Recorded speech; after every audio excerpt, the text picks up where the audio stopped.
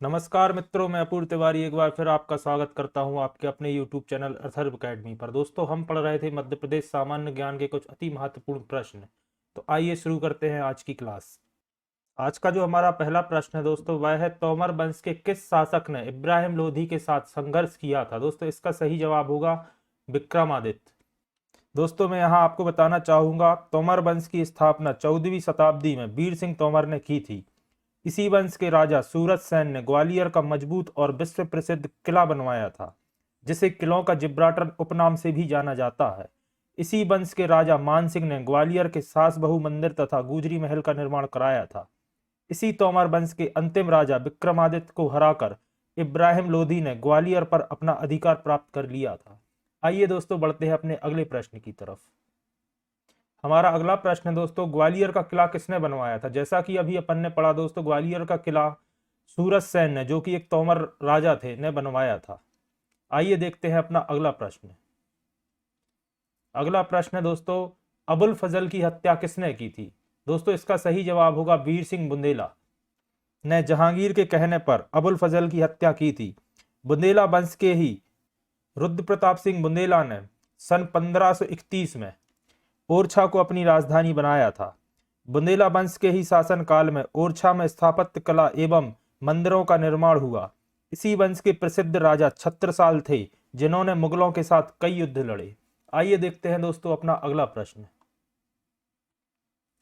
हमारा अगला प्रश्न है दोस्तों, खजुराहो के प्रसिद्ध मंदिरों का निर्माण किस वंश के शासकों ने करवाया था। इसका सही उत्तर होगा दोस्तों, चंदेल वंश के शासकों ने खजुराहो के प्रसिद्ध मंदिरों का निर्माण कराया था। यहां मैं आपको बताना चाहूंगा दोस्तों, चंदेल वंश की राजधानी महोबा थी एवं अंतिम चंदेल राजा परमार्दी देव को हराकर कुतुबुद्दीन ऐबक ने महोबा को अपने राज्य में मिला लिया था। दोस्तों, चंदेल वंश के शासकों ने खजुराहो के पार्श्वनाथ एवं विश्वनाथ मंदिर का निर्माण कराया था। वही मैं आपको बताना चाहूंगा, खजुराहो का प्रसिद्ध कंदरिया महादेव मंदिर का निर्माण विद्याधर ने कराया था। आइए देखते हैं दोस्तों अपना अगला प्रश्न। ग्वालियर में सिंधिया वंश की स्थापना किसने की थी। इसका सही जवाब होगा राणोजी सिंधिया ने ग्वालियर के सिंधिया वंश की स्थापना की थी। यहां मैं आपको बताना चाहूंगा, पहले सिंधिया वंश की राजधानी उज्जैन थी। इसी वंश के शासक दौलत राव सिंधिया ने अपनी राजधानी उज्जैन से ग्वालियर हस्तांतरित की थी। सिंधिया वंश के ही राजा जीवाजी राव सिंधिया ने सन 1948 में अपने राज्य को भारत संघ में सम्मिलित करके संयुक्त राज्य संघ के प्रमुख बन गए थे। आइए देखते हैं अपना अगला प्रश्न। हमारा अगला प्रश्न है दोस्तों, 1857 के विद्रोह में मध्य प्रदेश में सबसे पहले विद्रोह कहाँ हुआ। इसका सही जवाब होगा दोस्तों, 1857 का विद्रोह मध्य प्रदेश की नीमच छावनी से प्रारंभ हुआ था। आइए देखते हैं अपना अगला प्रश्न। हमारा अगला प्रश्न है दोस्तों, किस सिंधिया शासक ने अपनी राजधानी उज्जैन से ग्वालियर स्थानांतरित की थी। दोस्तों, अभी अपन ने देखा दौलत राव सिंधिया ने अपनी राजधानी उज्जैन से ग्वालियर शिफ्ट की थी। आइए देखते हैं अगला प्रश्न। अगला प्रश्न है दोस्तों, हेलियोडोरस ने भागवत धर्म से प्रभावित होकर कहां गरुड़ ध्वज का निर्माण कराया था। दोस्तों, इसका सही जवाब होगा विदिशा। विदिशा में गरुड़ ध्वज का निर्माण हेलियोडोरस ने कराया था। दोस्तों, साथ ही यह प्रश्न भी आता है कि गरुड़ ध्वज मध्य प्रदेश में कहां स्थित है, तो इसका सही जवाब होगा विदिशा। आइए देखते हैं अपना अगला प्रश्न। अगला प्रश्न है दोस्तों, नचना कुठार का अभिलेख किससे संबंधित है। दोस्तों, यह व्याघ्रराज से संबंधित है। यहां मैं आपको बताना चाहूंगा दोस्तों, पुराणों के अनुसार विद्याधर नामक एक ब्राह्मण ने विदिशा के बागटक वंश की स्थापना की थी, जिसके साक्ष्य व्याघ्रराज के नचना कुठार जो कि सतना में स्थित है और गज अभिलेख जो कि पन्ना से प्राप्त होते हैं। आइए देखते हैं अपना अगला प्रश्न। अगला प्रश्न है दोस्तों, किस वंश के राजा ने अरबों को हराया था। दोस्तों, इसका सही जवाब होगा गुर्जर प्रतिहार वंश के राजा नागभट्ट ने अरबों को हराया था। साथ ही मैं बताना चाहूंगा, गुर्जर प्रतिहार वंश के राजा नागभट्ट की राजधानी उज्जैनी हुआ करती थी, जो कि वर्तमान उज्जैन शहर है। आइए बढ़ते हैं अपने अगले प्रश्न की तरफ। अगला प्रश्न है दोस्तों, विश्वनाथ मंदिर कहाँ स्थित है। दोस्तों, विश्वनाथ मंदिर खजुराहो के प्रसिद्ध मंदिरों में से एक है, जिसका निर्माण चंदेल शासक धन्यदेव ने कराया था। साथ ही खजुराहो के सबसे बड़े शिव मंदिर कंदरिया महादेव मंदिर का निर्माण विद्याधर ने कराया था। बढ़ते हैं अपने अगले प्रश्न की तरफ। अगला प्रश्न है दोस्तों, रामगढ़ की झांसी की रानी के नाम से कौन प्रसिद्ध है? दोस्तों इसका सही जवाब होगा रानी अवंतीबाई। रानी अवंतीबाई का विवाह मंडला जिले के रामगढ़ राज्य के विक्रमजीत सिंह से हुआ था। उन्होंने दोस्तों 20 मार्च सन 1858 में अपनी शहादत दी और युद्ध के मैदान में उनके द्वारा दिखाए गए पराक्रम और साहस के कारण उन्हें रामगढ़ की झांसी के नाम से भी जाना जाता है। आइए देखते हैं दोस्तों अपना अगला प्रश्न। खजुराहो किस वंश की राजधानी थी? दोस्तों खजुराहो चंदेल वंश की राजधानी थी। आइए बढ़ते हैं अपने अगले प्रश्न की तरफ। अगला प्रश्न जो है दोस्तों, मान्यखेट पर किस वंश का शासन था? दोस्तों मान्यखेट पर राष्ट्रकूट वंश का शासन था। देखते हैं दोस्तों अगला प्रश्न। अगला प्रश्न है दोस्तों, उज्जैन महाजनपद युग में किसकी राजधानी थी? दोस्तों उज्जैन अवंती की राजधानी थी, जिसे उज्जैनी नाम से भी जाना जाता था। आइए देखते हैं अगला प्रश्न। अगला प्रश्न है दोस्तों, होलकर वंश का संस्थापक कौन था? दोस्तों इसका सही जवाब होगा मल्हार राव होलकर। दोस्तों मैं आपको बताना चाहूंगा सन 1730 में मल्हार राव होलकर ने मालवा में होलकर वंश की स्थापना की थी। इन्होंने ही दोस्तों सन 1732 में इंदौर को अपनी राजधानी बनाया। पानीपत की तीसरी लड़ाई में शहीद होने के बाद उनकी पुत्रवधू अहिल्याबाई होलकर ने शासन की बागडोर संभाली और अंतिम होलकर शासक तुकोजी तृतीय ने राज्य का विलय भारत संघ में कर लिया। आइए देखते हैं दोस्तों अपना अगला प्रश्न। अखिल भारतीय प्रजा परिषद का गठन कब हुआ? दोस्तों मैं बताना चाहूंगा 1934 में अखिल भारतीय प्रजा परिषद का गठन हुआ। देखते हैं अपना अगला प्रश्न। सांची स्तूप का निर्माण किसने कराया था? इसका सही जवाब होगा सम्राट अशोक ने सांची स्तूप का निर्माण कराया था। नेक्स्ट क्वेश्चन है दोस्तों, हड़प्पा के समकालीन सभ्यता किस नदी के किनारे विकसित हुई? इसका सही जवाब होगा दोस्तों नर्मदा नदी के किनारे हड़प्पा की समकालीन सभ्यता विकसित हुई।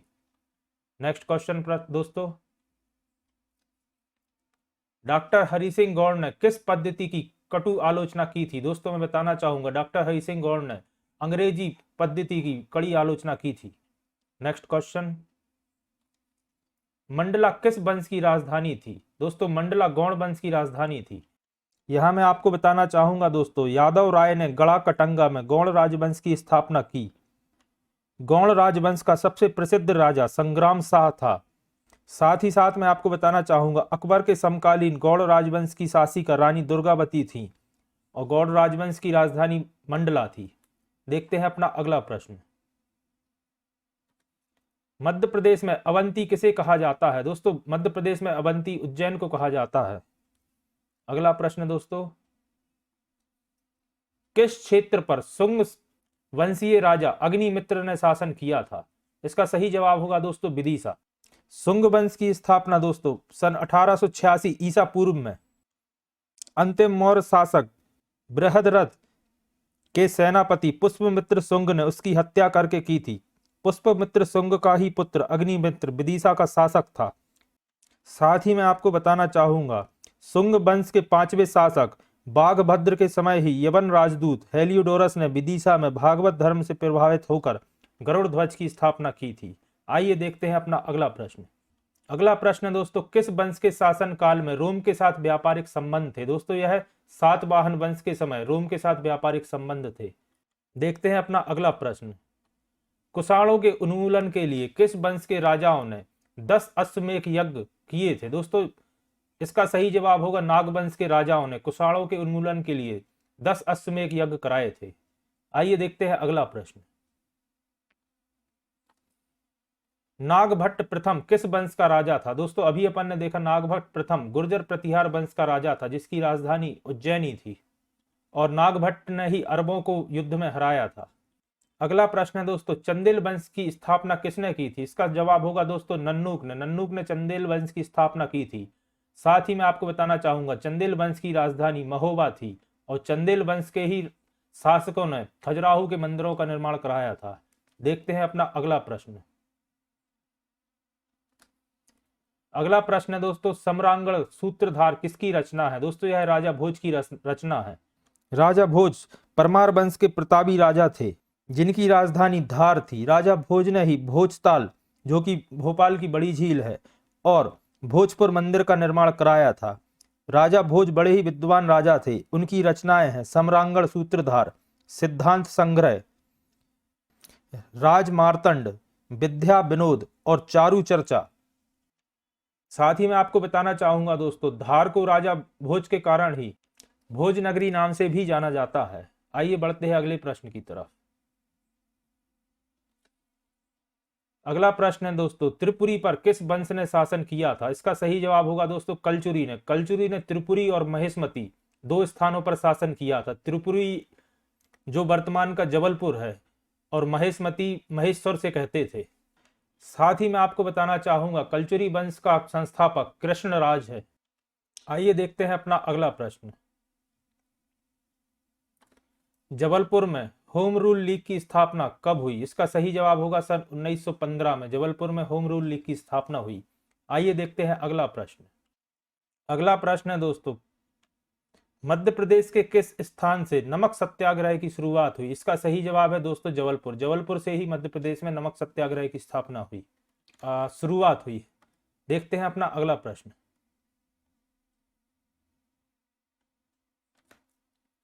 वर्ष 1931 में कहां स्त्री सेवा दल की स्थापना हुई? दोस्तों रतलाम में वर्ष 1931 में स्त्री सेवा दल की स्थापना हुई थी।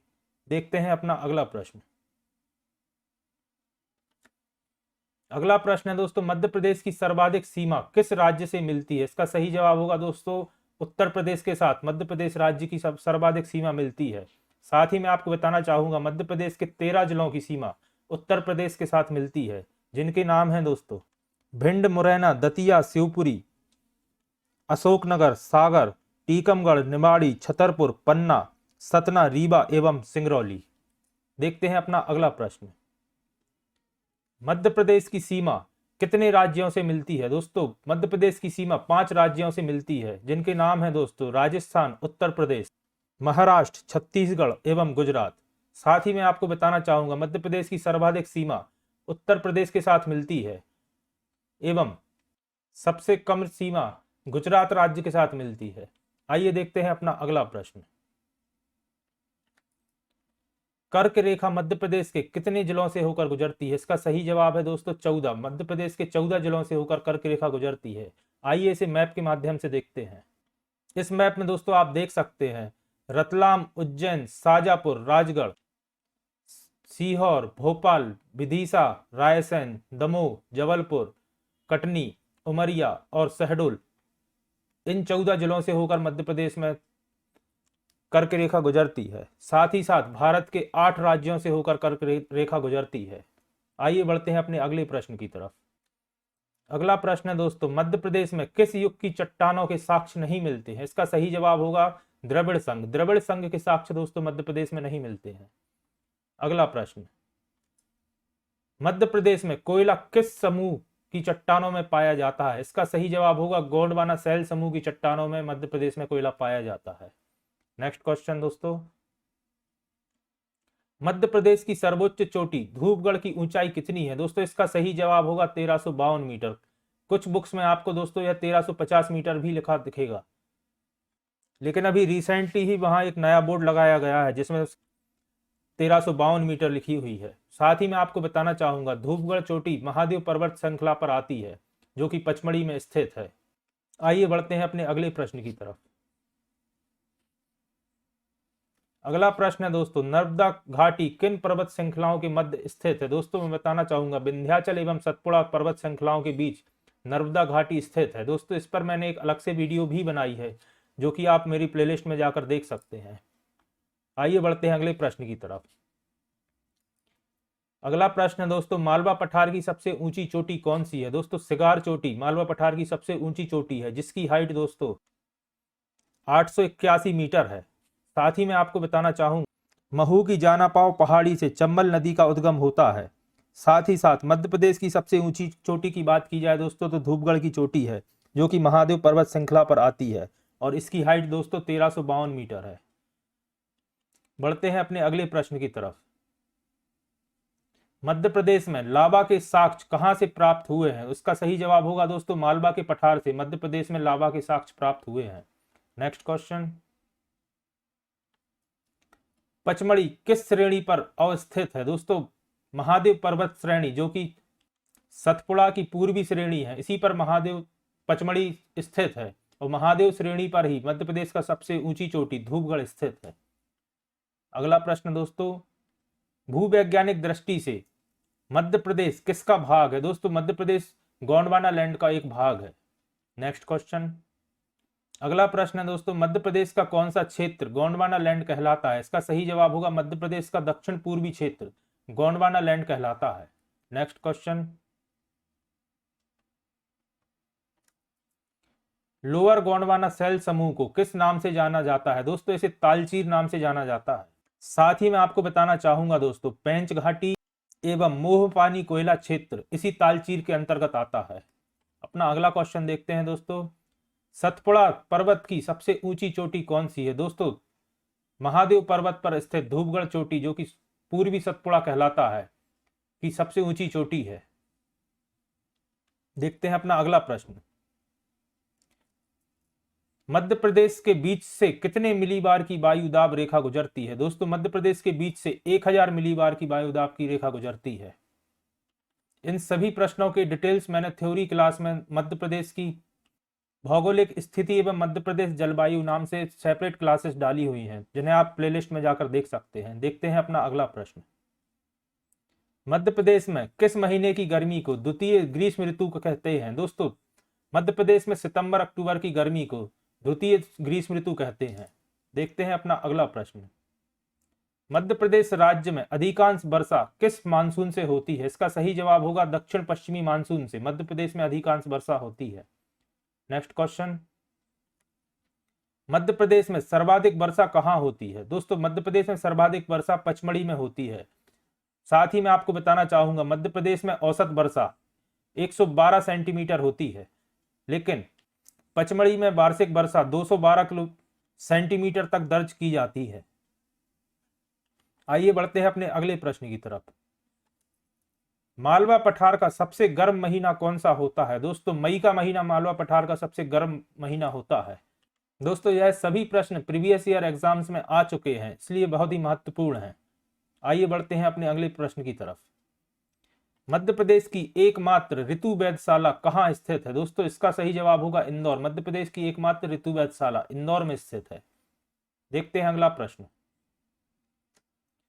राज्य पुनर्गठन आयोग के अध्यक्ष कौन थे?